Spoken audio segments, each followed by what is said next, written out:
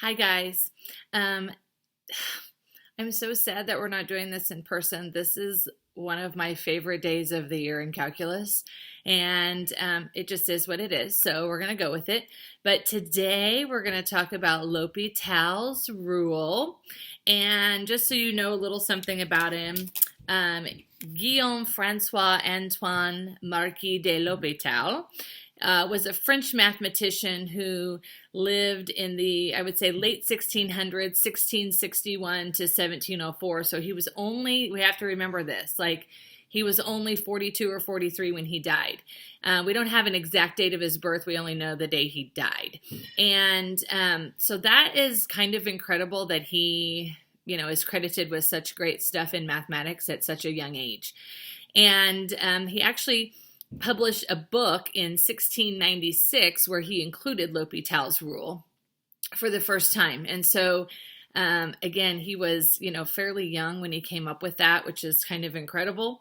And yeah, so today we're going to learn about the rule. We're going to see what's happening. Oh, and I don't want to forget, you need to see what a handsome devil he was. Here he is. There's a little picture of our friend L'Hopital. All right, just so you can see. It's got the fabulous full curly hair. That's probably a wig, but it is what they did back then. So, okay, so we're going to be doing our notes about L'Hopital. Let's see, I think I've got this set up almost the way I want it. Yeah. And again, because we're working in two different books and I don't want to make two different videos, you're just going to have to try to sort it all out. So if you're in 5th hour, in your book, this is section 4.4. If you're in 8th hour, in your book, this is section 3.6. 3.6 is also the section number for the online book. So if you use the online book, you're going to be looking at 3.6. And I tried to note that here. This is how we spell L'Hopital. All right. And it's kind of important. And I hope that you can see it okay on the video. Yeah, I think you can. L with an apostrophe and then H, capital H. And then O with the little triangle on top. Pital apostrophe S, L'Hopital's rule, pronounced L'Hopital. So let's hop into some of the notes that we need to take on this. Recall that sometimes the limit as x approaches some number, doesn't matter, we're just going to call it a for now, of f of x divided by g of x is in what's called indeterminate form.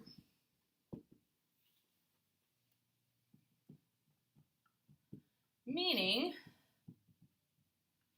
that f of x approaches 0 and g of x approaches 0 as x approaches a.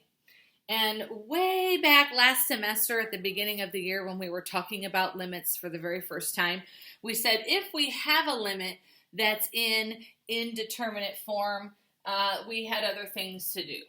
So I'll say when this was the case.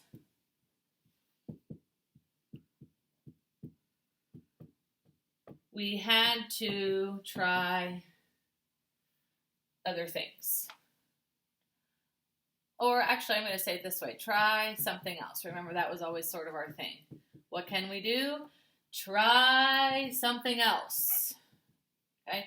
And I'll just kind of give you a brief refresher on some of those things. It's been a minute since we've done limits. The limit as x approaches 1 of x squared minus 1 over x minus 1. Okay, so if we ran into a limit like this and we said, oh, okay, we can just put 1 in place of x, in the numerator we would get 1 squared minus 1, which is 0. In the denominator we would get 1 minus 1, which is also 0. 0 over 0 is indeterminate, so we cannot have that, so we had to try something else. And one of those was that we could factor and reduce. So we would have x plus 1 over x minus 1, or times x minus 1 over x minus 1. But then the x minus 1s could reduce. We would then have the limit as x approaches 1 of x plus 1, which we would now know to be 2, because we can just plug 1 in and get 1 plus 1, which is 2. We also had some where maybe they weren't quite as obvious as the factoring. For instance, we looked at the limit as x approaches 0 of the sine x over x. And we said, we can't really, the sine of 0 is 0, over 0 is 0, but we can't really factor that. And hopefully you'll remember that this was a theorem in the limits unit.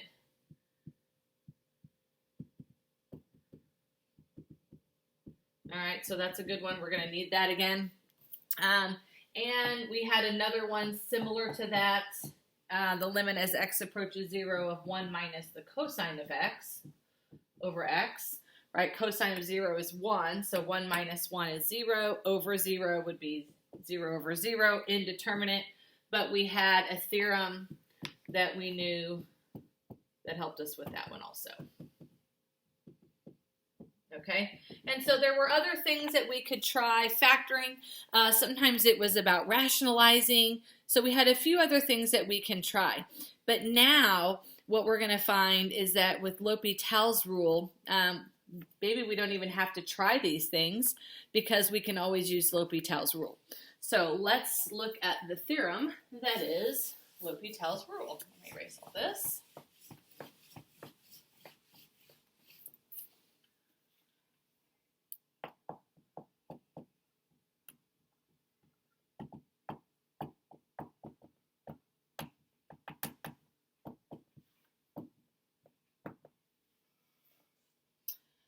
All right, the theorem says, suppose that f and g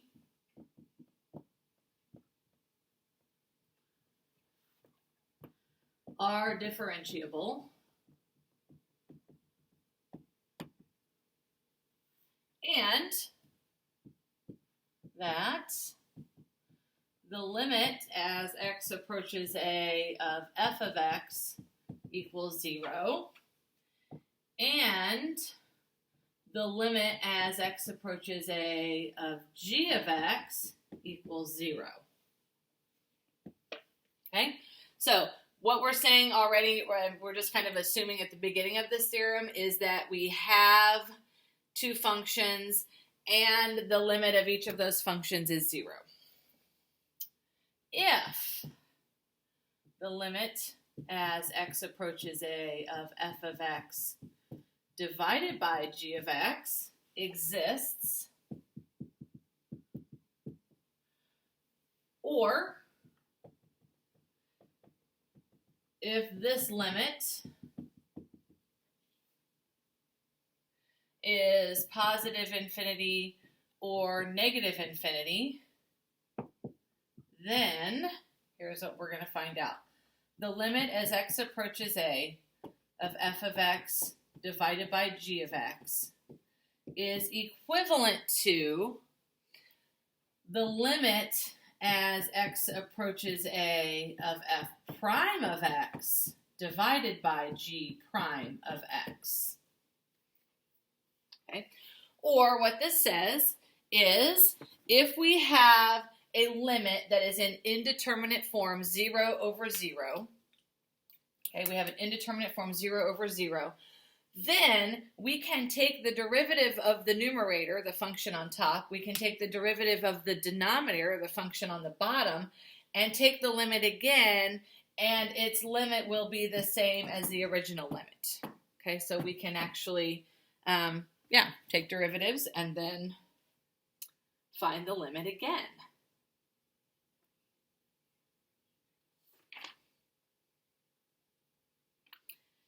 Now, with this, and I'm going to take you on a little bit of a walk, I think, and we have a few more notes to take, but I just want to say that if you're watching this on Wednesday, the B-Day, which is April 1st, you might remember that this was the day that we were supposed to go to Calculus the musical, and we don't get to go, and it's very sad. But the good news is that we can still sing the songs. It's my favorite. The words are in Canvas for you. Every now and then I get a little bit of trouble when I'm taking a limit. Every now and then I get a zero for the numerator and the denominator. Every now and then I get a limit that's confusing in some kind of indeterminate form. Every now and then I get a little bit terrified, but then I think of all your advice. L'Hôpital Guillaume, Antoine Marquis-Day.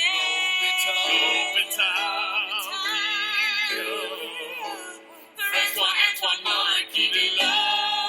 So we take the rate of change. Also the derivative. On the top and of the bottom. We don't need to rearrange. We're just going to compare them. And I know that we're making this strange. Cause we take the limit again. If we find that we cannot define our limit, then we'll have to go repeat one more time. This almost always works, but if you're in the dark, an oscillating function may be making its mark. And then this song doesn't work. But most of the time, well, it does. For most of the time, our song works. Once upon a time, I had trouble with math, but now they all think that I am smart. There's nothing I can't do. I have calculus in the heart. Once upon a time, I was crying all night, but now I do my math in the dark. There's nothing I can say. I have calculus in my heart. Calculus in my heart. I said I got calculus. Give me some number twos and some white paper.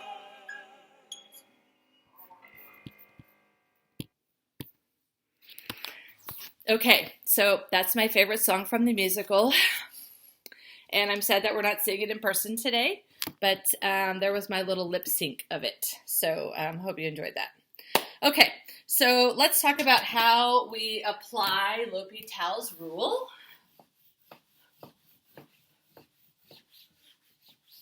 And we'll look at a few examples.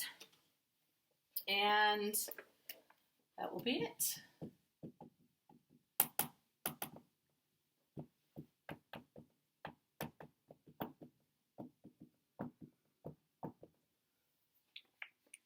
All right, number one, check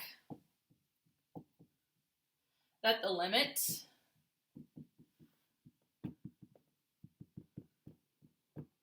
of f of x over g of x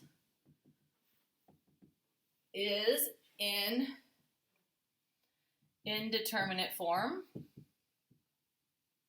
Indeterminate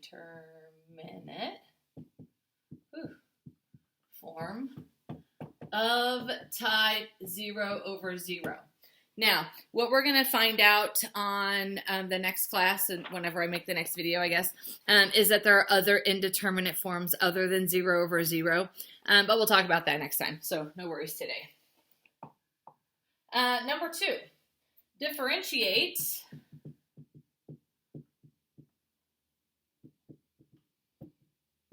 f of x and g of x separately.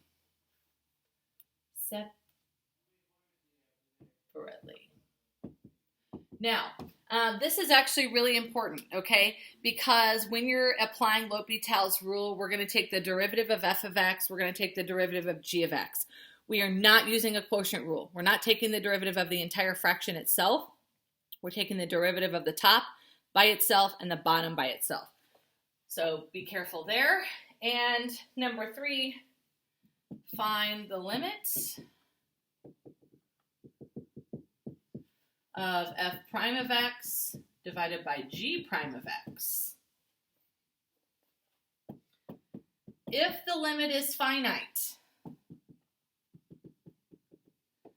and again, what does it mean to be finite? That means not infinite, right? Not infinite, but finite. So some number, some numerical value. Positive infinity, so it is okay for it to be infinite. Negative infinity, I should say, or negative infinity.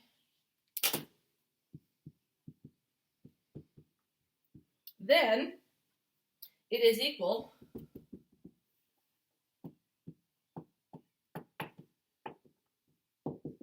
to the limit of f of x divided by g of x. Okay? All right, so again, we just check to make sure that it is indeterminate. We take the derivative of the top and the bottom separately. Then we find that limit of now those derivatives divided.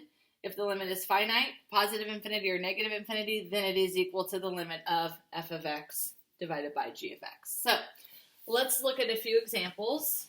I can't remember how many I have, so hopefully not.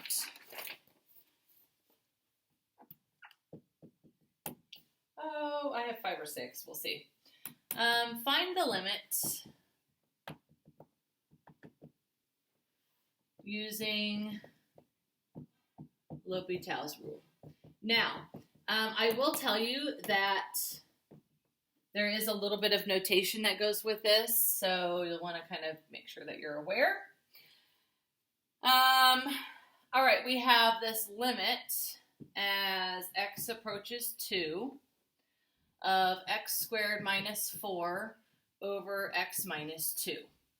And we can check to see, in fact, if I put 2 in place of x, I'm going to have 2 squared, which is 4. 4 minus 4 is 0 on the top. 2 minus 2 on the bottom is also 0. So I would have 0 over 0 or indeterminate form. And so because I have indeterminate form, I'm going to apply L'Hopital. And here is the notation that we need to use to show that. Yeah, I'm going to go ahead and work this way.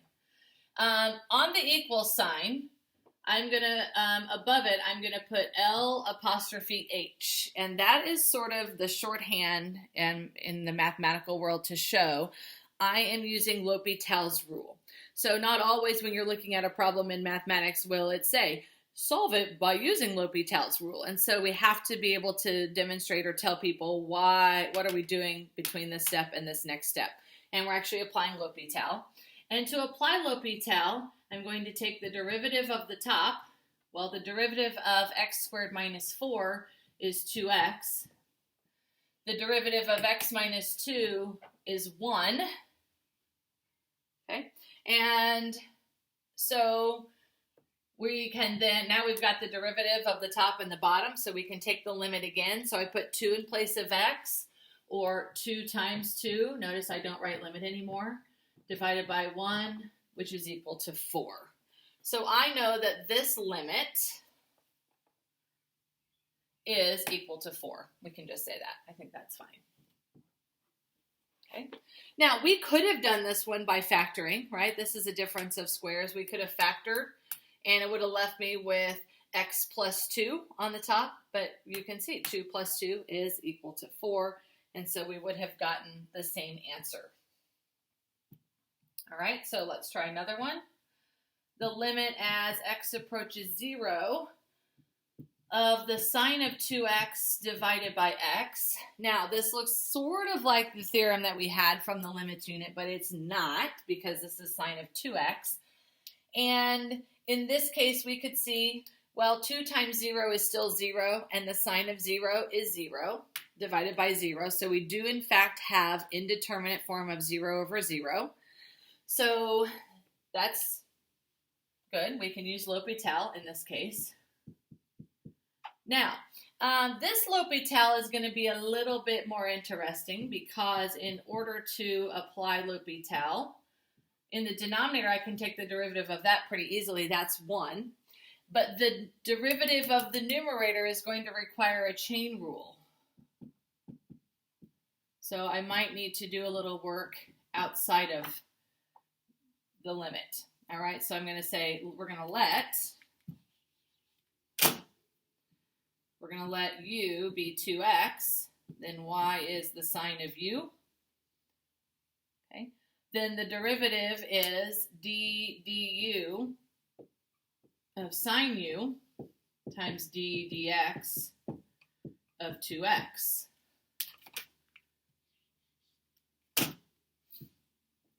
but the derivative of the sine is cosine.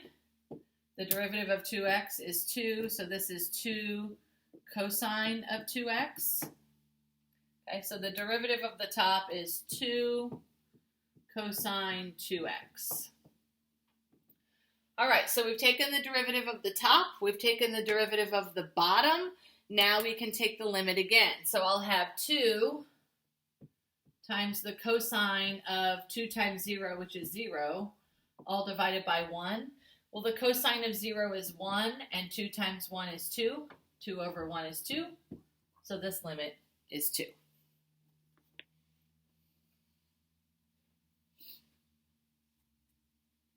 Okay. Hopefully that is all good. Everybody is feeling good so far, I hope. Number 3, I can only get a couple examples on this board. This is where I need my whole wall of whiteboard. This time we want the limit as x approaches pi over 2 of 1 minus sine of x divided by cosine of x. Okay. And if you have your circles, you can see that the sine of pi over 2 is 1. So 1 minus 1 is 0. That's the numerator. We can also see that the cosine of pi over 2 is 0. So we would have 0 over 0. In fact, we do have an indeterminate form of 0 over 0. So we'll apply L'Hopital's rule by taking the derivative of the numerator. The derivative of 1 minus sine x. Well, the derivative of 1 is 0. Oh, I still need my limit here. Minus the derivative of sine, which is cosine, all over the derivative of cosine, which is negative sine.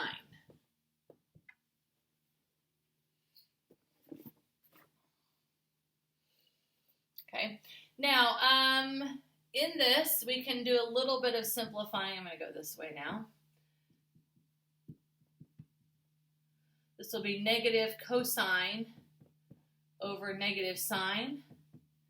And it doesn't really matter. We can do any number of things, but really I could go ahead and try to evaluate this. We could simplify this. We could change it into a different trig function altogether, but we don't really need to. I can find out negative cosine of pi over 2, and I can find the negative sine of pi over 2. Well, interestingly, we already talked about the cosine and the sine of pi over 2. The cosine of pi over 2 is 0. So I really end up in the numerator with 0. Oh no, this doesn't feel like it's going well. I don't know, we'll see. And we know that we want the limit, we want the sine of pi over 2. The sine of pi over 2 is 1, so this is negative 1. That is not indeterminate form. It is okay. This limit is actually equal to 0, and that's okay for us to have. Okay, so be very, very, very careful there. And furthermore, if we were to think about, no, I'm not going to say it right now. Never mind. Sorry. So we're good to go here, right? We took the derivative of the top, the bottom. We evaluated again.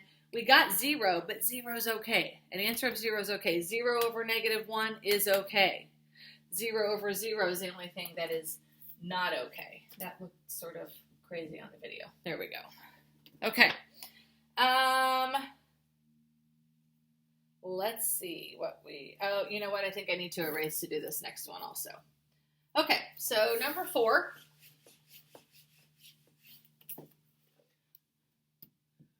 Trying to get a little bit of everything we've done so far as limits go. So e to the x minus 1 over x cubed. Okay, well, e to the 0 power, remember e is a number, so any number to the 0 power is 1. So 1 minus 1 is 0 on top. On the bottom, that's x cubed. I have 0 cubed. That's also 0. So we do, in fact, have 0 over 0, that indeterminate form. So we'll apply L'Hopital's rule to that. And when we do that, we have e to the x, the derivative of e to the x, which is e to the x, minus the derivative of 1. The derivative of 1 is 0, so just e to the x, over 3x squared. Now, this one's kind of interesting because now when I looked at the derivative, or the limit, we put 0 in place of x. E to the 0 power is 1. Okay, so that's fine. And then on the bottom, we would have 3 times 0, which is 0. So now I have 1 over 0. That's not an indeterminate form. And normally, okay, if we were just evaluating, we would say, oh, well, it's undefined. We can't have 0 in the bottom. However, we're talking about limits. So remember that a limit is talking about x is getting very, very, very close to 0 without actually being 0. Okay, so we have to think about what would happen with that. Well, in this case then, e to the 0 power, that's still going to get very, very, very close to 1.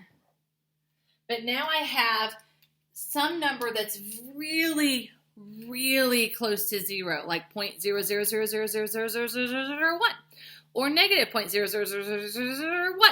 And we square it, which is going to be some positive, teeny tiny number, and we're going to multiply it by 3, which is still going to be a positive,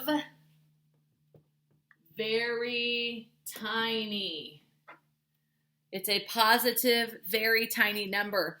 And hopefully you're remembering back now when we talked about limits that 1 divided by a positive, very tiny is a positive, very, very big number.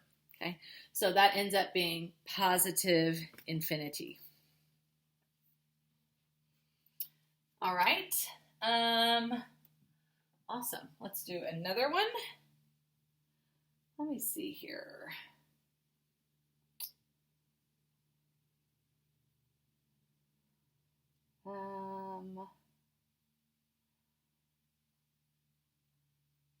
Yeah, we can do this one.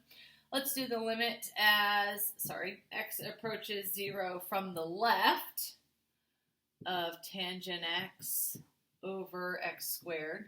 This is actually really nice that we kind of come back and hit some stuff about limits near the end of school, knowing that we have to take a final exam later. I don't know how that's going to go, but we'll take our final exam later where we'll have to be able to do limits again. So it's a nice little refresher on some things about limits as well as dealing with L'Hopital. So we have, in this case, the tangent of x. So I want, as x approaches 0 from the left, well, the tangent of 0, let's think. Remember, tangent, I'll write some little notes down here. Tangent is sine over cosine. Okay? The sine of 0 is 0. The cosine of 0 is 1. So the tangent of 0 is 0. 0 squared is also 0. So we do have indeterminate form 0 over 0. Since we have indeterminate form 0 over 0, we'll apply L'Hopital's rule, which says we can take the derivative of the top. Well, the derivative of tangent is secant squared.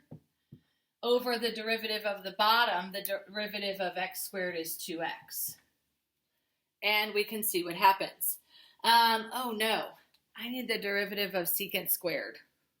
Okay, so let's try to remember that secant squared can be written as secant of x squared. And let's also remember that secant is the reciprocal of cosine.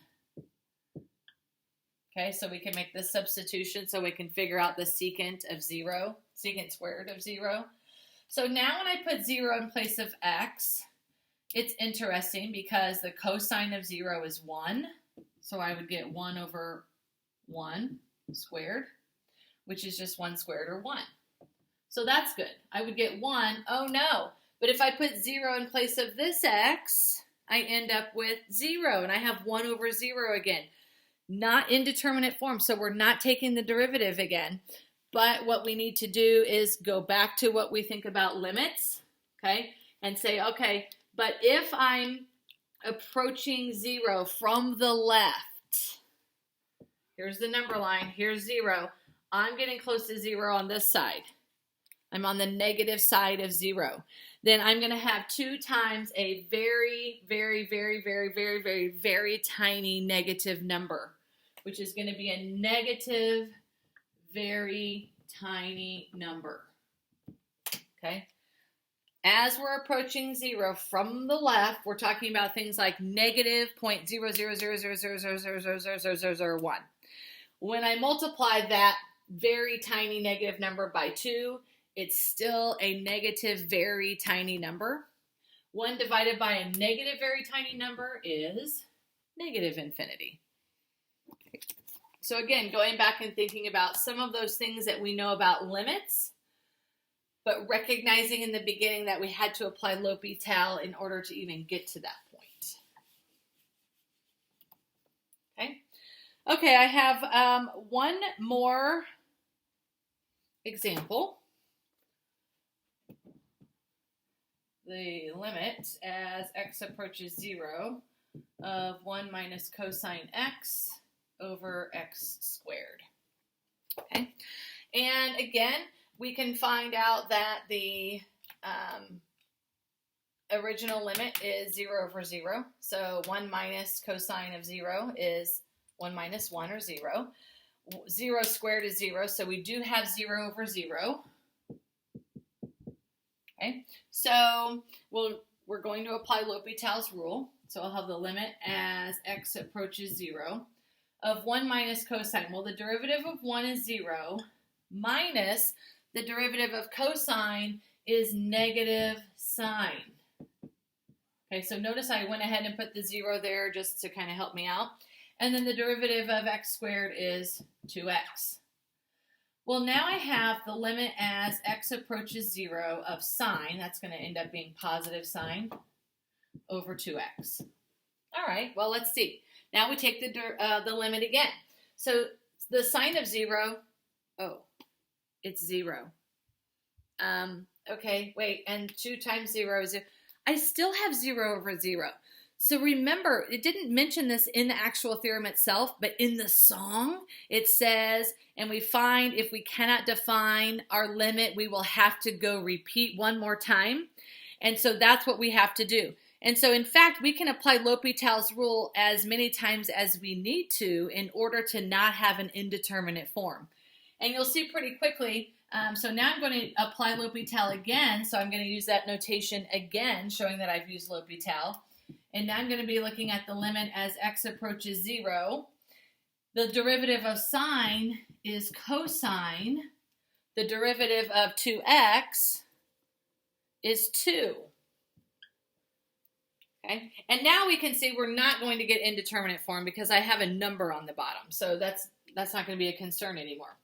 But now I need the limit as x approaches 0 of the cosine of x, or the cosine of 0, which is 1 over 2. We don't have anything to plug in there. And so we find out that this limit is actually equal to 1/2.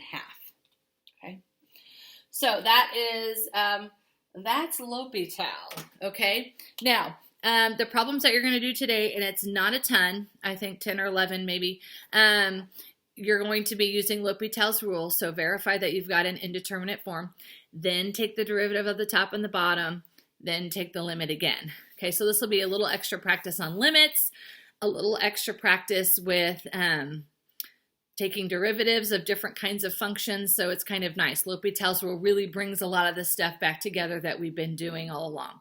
So good luck with that. So do the assignment, submit it, check your answers, and then if you have questions, put them in that discussion board. And I will see you for a Zoom session soon, depending on when you're watching this. All right, enjoy the song. Bye-bye.